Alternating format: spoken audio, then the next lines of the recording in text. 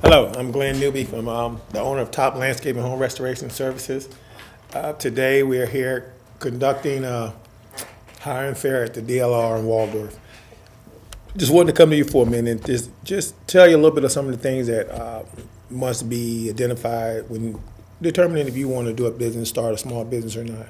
First and foremost, you gotta first look and see if you have a passion for a specific job title or job.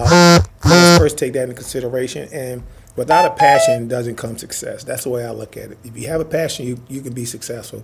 But if you're doing it just because you want to make the money and you want the glory and the fame, eventually that's gonna go away, and you're gonna have to really focus on exactly how you plan on progression in your business aspect. Well, my job is landscaping.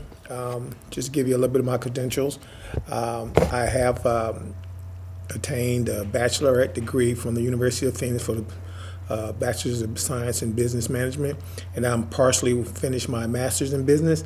So therefore, I come with a little educational background as well as a little experience from the field, working in the landscaping field for over 14 years. My business has been active for 7 years. So I will first and foremost tell you the hardest part of a business is first, you have to map out exactly what it is that, like I say, exactly what you want to do. And then you have to look at who's going to assist you in making that ideal or plan or dream come true. First and foremost, the first person that can make that happen is you.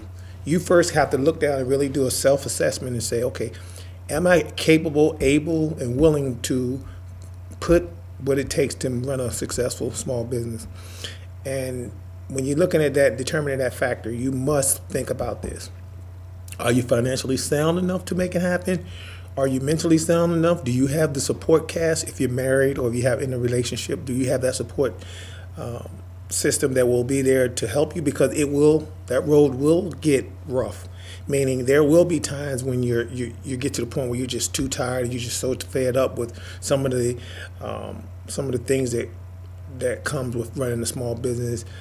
You need somebody there that can encourage you. You need somebody there that's going to be able to be honest with you and tell you if it's a bad idea or if you're going down the wrong road. They got to be able to tell you, hey, maybe you need to relook at what you're doing and just try to come up with some type of idea that will assist you in better understanding what it is that you want to do. All right, once you get that done, like I say, let's just discuss several elements of running a business.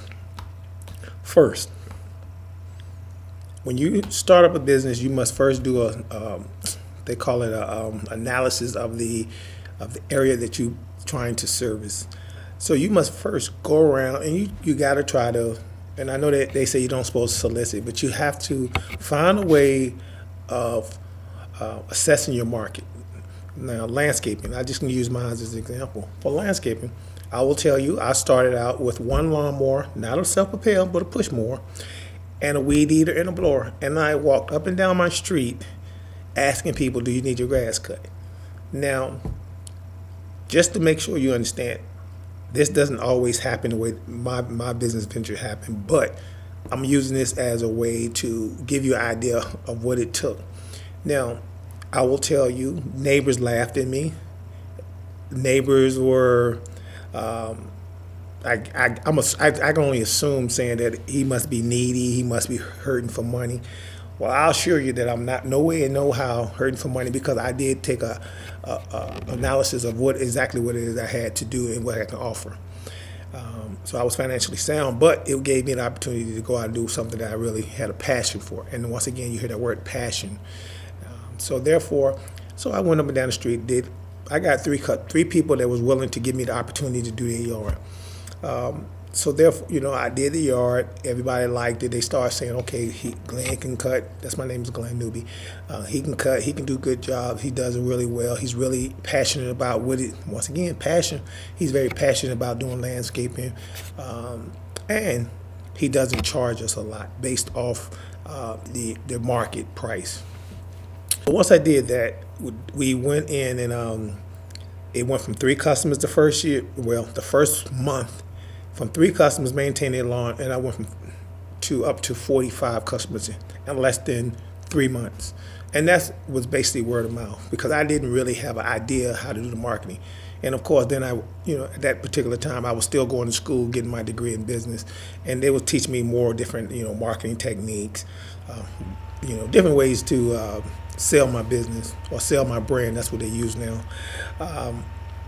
So the first year, I got up to 50 customers, and it was just me, and I had my kid working with me, and we did good work. And then I decided to buy, expand, and buy trailers and things like that, and increase, buy me a ride and more, so I don't have to walk up and down the street, so people won't laugh at me. But I didn't have a trailer to move my equipment, so therefore, and this may sound odd, but it's true. And since I didn't have a truck or anything to transport my equipment to other customers, I used my BMW. So it was common to see me drive up to a neighborhood and pull out a lawnmower off the back of my BMW. And it's a pretty nice BMW, 760 Li. So it's kind of, people look at me like, wow, you actually pulling a lawnmower and wheelie it out of a $120,000 car. Well, once again, it all depends on your sacrifice. You have to sacrifice. You have to be passionate. And I was passionate, so therefore I didn't care, because to me, material things really means nothing as long as you're doing something that you like. So that went on for about 6 months. I was driving around doing whatever I had to do. Then I was able to save enough money up, because you have to reinvest in your business. You can't just have your money and say, okay, I got this put in my pocket. You got to reinvest. And the cliche of you have to wait at least 5 years before you actually see a gain, a profit gain, that is exactly true. Now, you can go different routes. You can, I know I'm getting off a little bit, but you can go ahead and finance stuff. But I decided I think it's best for me to just buy my stuff and work in time, because it's going to take time. So eventually I saved enough money up. I got me a trailer. The trailer, it helped haul the stuff. Then I bought me a truck. So, and it's all based off the business money, the money from cutting people grass, starting for 3 people. So I really didn't use any of my personal income. It's more of the business income. So as that progressed, I built up and bought a lot more equipment. So therefore, the second year I went from 45 customers to 120 customers.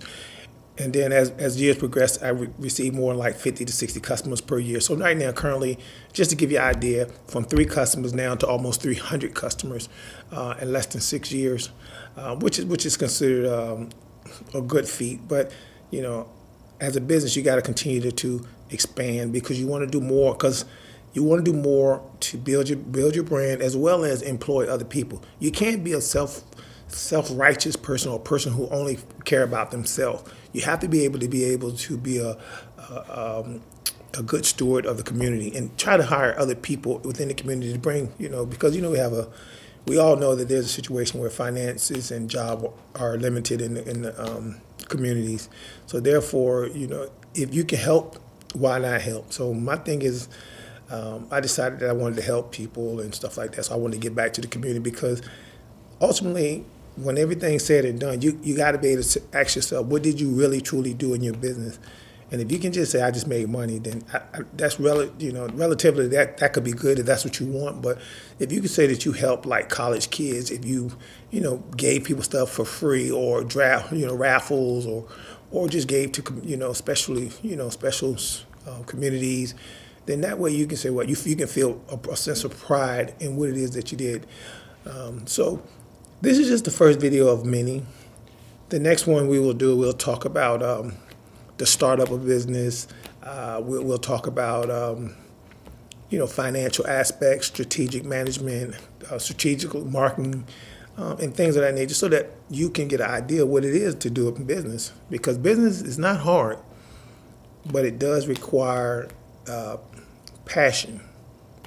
And if you look at anybody who has a business, whether you look at Steve Jobs or anybody like that of Apple, they had a vision, they had a passion, and they wouldn't let nobody derail their passion. And that's how you're going to have a small business if you want to be successful.